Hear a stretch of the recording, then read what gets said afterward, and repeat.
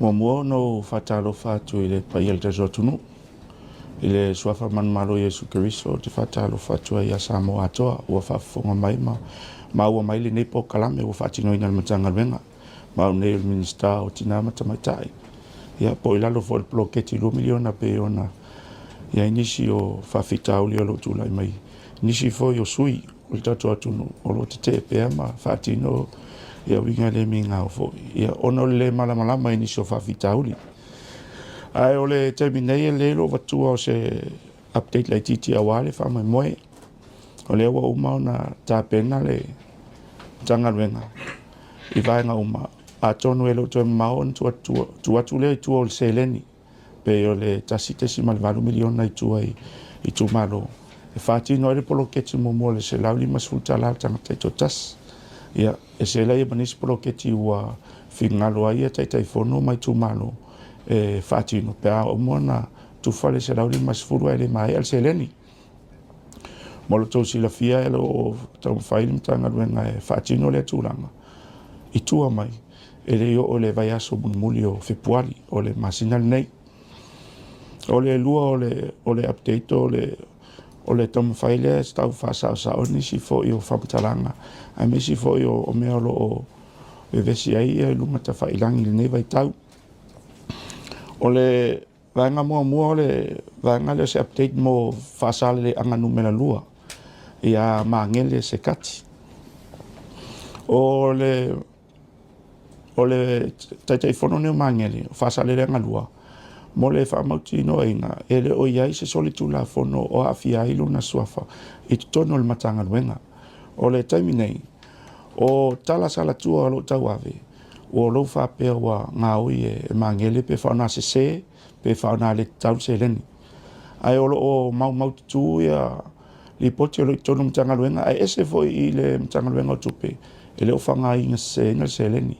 Se ia whamtalanga lo tau ave, pau o lea, o le afianga o maangele lalo le tūla fono.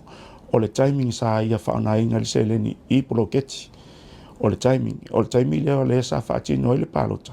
A lo unga lue pea ia le poloketi. I tua i fono whaavae. Mo le tōsi la fia ele i eise ta iala whaapea le poloketi le whātausanga o tuana. A o mato mai tauina. O le afianga o le suafa o maangele ele whaatino pēr le poloketi au o whai a whainga palota. O whai e fwoi a ta iala le taimini nei. Le o mawhau e whai ta iala. E ora le taime wala au e sui al palota. O na ave ese mai le o sui tai fono. Mai i whainga palota po tai fono.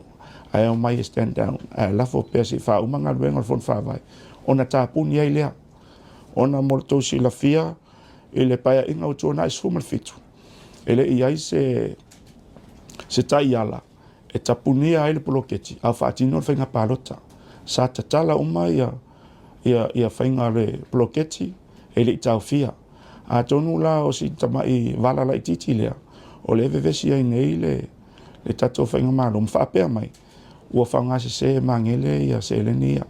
A mo le sila fia, e se ia whamtalanga. Ma au te talo tuai mo e o lo o mwhaalele whamtalanga. Ia tatu whaitete fo i upu ia lo le lafo. Wa mwhai on toi whaasanga mai a te oe. O ne le o ein whamaungon matanga luenga i le tulanga. Ia, tatu whaasolo mai ia sālenga tasi. O le si fo i le vaenga o le whaalongo mamaua. Ua au maitala. I whangase inga se leni. Mo le tausi la fia le taimi neo lo whatalitai pēr whamsinono a sālenga tasi. I tamale o whipulea. Ona o le taimi sa whaatino le ploketi. Ia sa umana sa ini kon tarate masetasi na te fausi a ina le fale o ploketi. Ma ave ai le lua se lau afe e whaatino langa ploketi.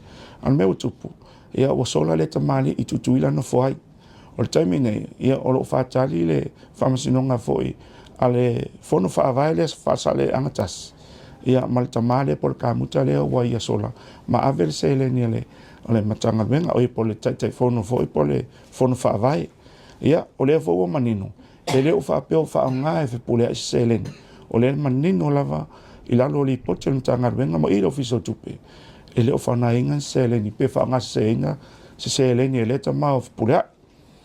Tatu whaasolo mai i a ana lofi tasi. Ta mai a fisolai. E leifo e le whamanino le tūlanga o na lea nginga. whapeo whanaseinga se leni. Mo le sila fia le mamanu le tato atunu. E li whanga ina foi se leni se ele nei tai fono. Ma le fono whawai. Mo le sila fia sa iai se ngona tupe. O sa iai se tau ngā tupe i le utas. Ale whaitu marol nei. Ia, ai watu ai le process atu itua se leni ale fono whawai. Na mafu ai na whanga mai le 5 felea. E mai e kawa i expense ale fono whawai mo le taimi. Se whatali le finance o release atu ele official tupe. Ia, anei fo ua whailo ma whailoa. Ua whanga se le tamane le se leni. Alo i eise wha maunga. O whana e whanga se ita. Se leni e lea fo i tai fono. O mea i e fia whamanino. Ma fia whailoa i le mamanu le tatu atunu. Ona o le fo e whase ina i le lau tele ma le tau tele e u whafonga mai. Mo lo tau sila fia. Ua o tamu whaila vai whaile nei tūlanga. Ono tal tonu ele i manino le ma whailoa manino. Ele matanga ruenga. I le paia inga sfurfitu.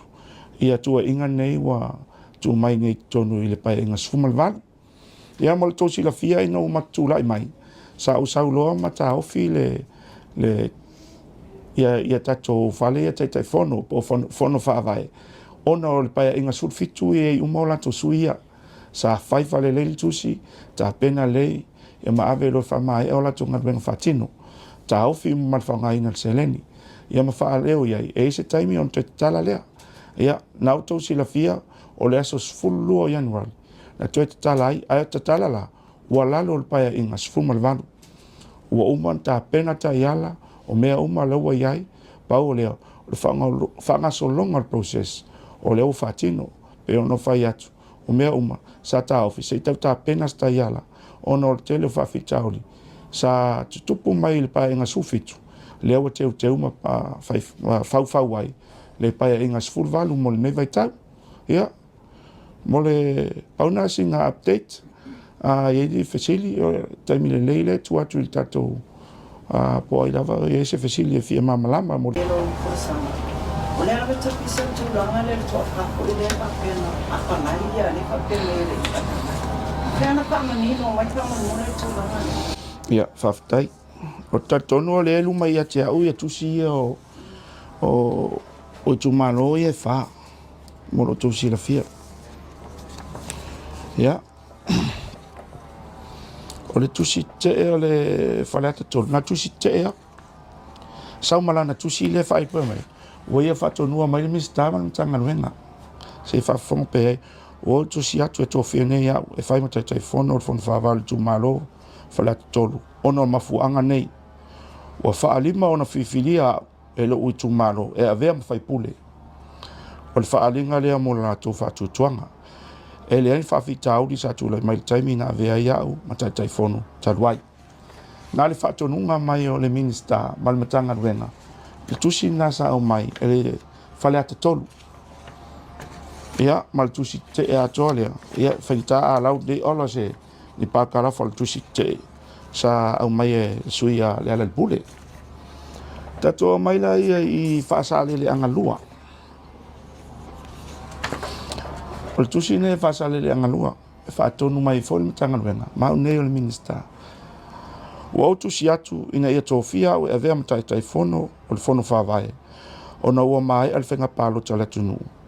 Ma o e atea o le whatutuanga o le tu malo. Pe o na whaia i leo tūla i mai o le whai pule. Sa iai. Ia, a tō whaalongo le whaingo le tusi ma le tōu.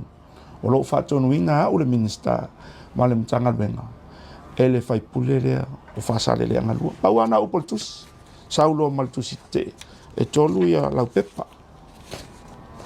Ia, tato o mai i whale alupo. O whale alupo, ele e mai se tusi. Ana le mele ta o CV. Whaeloa uma mai ai a anga waa, mano to mai, le to tisi mai ai. E le se tusi tarsanga. Pe on tato sila fia uma al whaingo le tusi tarsanga. E te talo sanga aloa ia. Mole avanoa. E te re whape te tusi mai, e te whaatonu wina.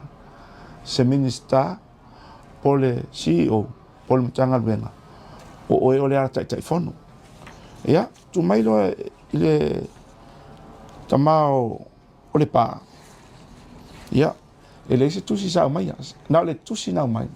ona le ua i al tusi sao mai e whailoa mai fa mai ona i o le tai fono o le pā tu sao mai la valanga tusi ia e le awala mai au ana lusi o me whailoa mai ia o tūna manga o lo o whaari ai le te tele e tau mawhainga lo tau mawhai toi le whainga malo o lea lava e manino i lato tu sao mai e le whapea sa tautanga a sa pe whaatonuina le minister man mitanga ruenga i le me taun whai ia pauna singa update e watu i le i tusi tautanga pe ona misi ai ele i apalai i ai tu malo i e wha ana lato tu se whai lo mai ai o la tau o tai fono mawa tau mwhai ai e whaoa le whaase se foi tai ala o umanta pena whai lo atu pea mo le ofo silafia ona e molo tau silafia ona leo pe wa te tele mai upo le tai tua mai atia i tai mo tona ai mo le silafia o sa mo o mantofi o le vano fai o lufi matua o lufi e tausi o le matua o atua e tausi e fale e atua mo lo tausi la fiala atu i le mavano fai fale anu o tu lai paulo o atali i fale anu e o lufi o le matua o na ia fa longo mo sta il me fai atu i lufi e fai a o fai tono le fai nga malol nei o na ia o le tai o le tuangai a o le minister mtanga venga e le fa longo se minister mtanga venga e se tai o se tuangai ai fa longo le tai le tuangai e le minister o le kabineta pauna ni vala e tau fa manino wa fa ilo atu i lungo le tato fa mo le aso pau lea a fa pe mai non fa tuanga e na matau e talia le minister ai a fa pe le a na matau ia mai am fa pas pau le talo le minister alo fa pe le tua maua ia le loto maua lalo wa tai ma sosoani le tua i lona mafau a wale anga i luma wa o matua fo so fua ia loa fo i langa tau tua ia ele o stangata fo e tau valina wa leva na tau tua e o stangata ta mai ia ai wila ia lo fatino lava ia nei sa wanga ile le lawa wa lua pa inga o fai ina i langa wanga fai ia lo tau fai la e fai le te ele wanga nei ia pauna stu alalo e tu atu mo le silafia e sa mo wo man tofi wa iloa ia pa ia mama malu ele foi se poto ma se vave mfai into suia ia suinga ia wa uma ta pena o tato matua le ia i lufi malona fon fa vai ia atua mal falo lava faftai mai Manuel ne yasu